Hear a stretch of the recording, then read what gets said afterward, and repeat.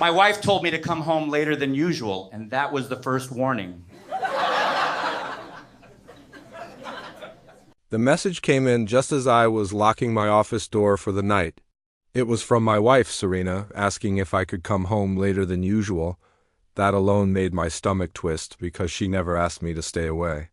I replied asking why, and she said she needed time to finish something important. Her answer felt rehearsed, cold, distant. Driving home, I couldn't shake the feeling that something was off.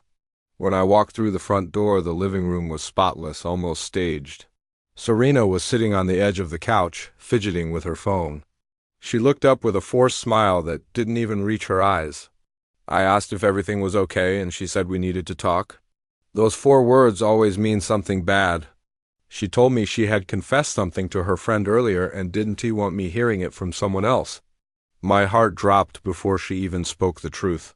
She said she had been seeing someone from her workplace. Her voice cracked halfway through the sentence, but she didn't stop. I stood frozen, unable to blink, unable to breathe. She said it happened during late meetings and after-hours projects. I asked her how long it had been going on. She whispered that it started 3 months ago but grew into something she couldn't control. The betrayal felt like a sledgehammer to my chest. I asked her who the man was, and she admitted it was her supervisor. My jaw clenched so tightly it hurt. She said he told her she deserved someone who understood her ambition. Hearing that made something inside me snap quietly.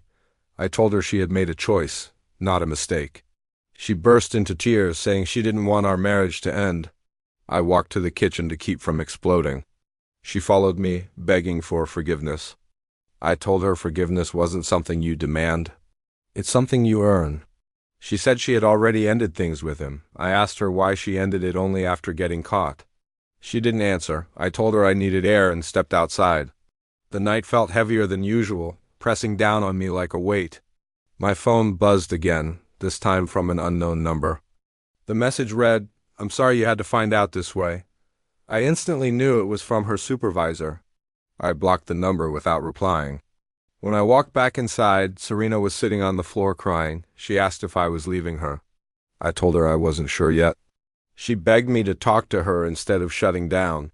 I said I needed the truth before anything else. She agreed to show me the messages between them. Seeing their conversations made my stomach churn.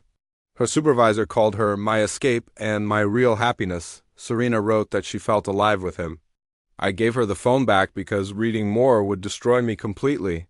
She apologized again, saying she didn't realize how far she had gone. I told her affairs aren't accidental. They're built one decision at a time. She said she wanted to fix things, even if it took years. I told her I needed space before deciding anything. She offered to stay with her sister for the week. I agreed, and she packed her things with shaking hands. Before leaving, she asked if I still loved her. I didn't answer, because I genuinely didn't know. The silence after the door closed felt unbearable. I sat on the couch replaying everything I thought I knew about us. The next day, Serena texted me nonstop apologizing. I ignored most of the messages until she said she'd told her family the truth. She said they were disappointed but supportive of her fixing things. Later, her supervisor emailed me asking for a civil conversation. I deleted the email without opening it. Serena called me crying, saying the man had been suspended pending investigation. I didn't feel pity. I felt nothing. My friend Lucas came over that evening to check on me. I told him everything, and he listened without interrupting. He said rebuilding was possible but painful. He also said walking away was reasonable. I didn't respond because both paths felt impossible. 2 days later, Serena asked if we could meet at a cafe to talk calmly. I agreed, more out of exhaustion than hope. When I saw her, she looked empty, like the guilt had drained every bit of her brightness. She asked if there was anything she could do to undo the damage. I told her she couldn't undo it, only try to repair it. She said she'd do therapy alone or with me, whatever I needed. I asked her why she risked everything we built together. She said she felt unnoticed and insecure, and he fed into those insecurities. I told her she should have talked to me instead of betraying me. She cried quietly, saying she knew that now. We sat in silence for a long time.